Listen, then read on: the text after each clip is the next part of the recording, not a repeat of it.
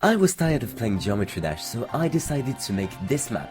There's a bunch of countries in Europe, a couple in South America, a few more in Africa and Southeast Asia, nothing too evident on the first glance. So I asked Reddit what they thought it was. Let's take a look at their guesses. Countries that are highlighted red. And pack it up everyone, we have our winner. Thank you, thank you. Countries that your dad does a great accent of after a few pints. Well, I'm missing a few staples here, but why not? Wait. Countries that have a certain je ne sais quoi. Something to do with the UK? So the UK has nothing to do with the UK? Wait, France? Countries that look beautiful from far away, but are far away from beautiful? Well, you just pissed off half of Europe. Good food? Well, you just pissed off half of Europe. Countries China owns? Well, you just pissed off invaders/expanders. Ah yes, evil Suriname. Countries with the most femboys. I wish. Poland is absent though.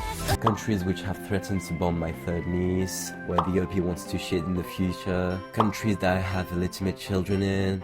Come on everyone, be a little serious please. Countries with the biggest Chinese communities? Yeah, I'm not sure about this one. Countries whose inhabitants are called E's. Well, that's a good guess actually, but it's a little too specific. Try taking a look at the bigger picture. Something to do with demonym suffixes. It does have something to do with demonyms, aka word for nationalities, but the suffix is only part of it. No plural/singular distinction in the demonym.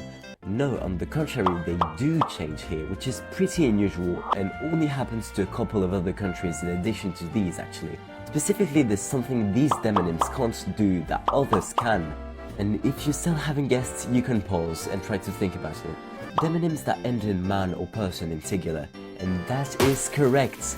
More precisely, we're looking at countries with uncountable demonyms in the English language. Most nationalities are countable. You can be an Italian or a Mexican, but you can't be a Japanese or a French. To make them work, you're forced to add a noun like a Japanese person or a French man. This property is specific to countries with nationalities that end in "is", "ish", and "ch". However, some European countries that fit these criteria are absent from this map because they have another common non-derogatory word that replaces the adjective form when used as a noun, like how Polish and Swedish became Pol and Swede. So, did you have it?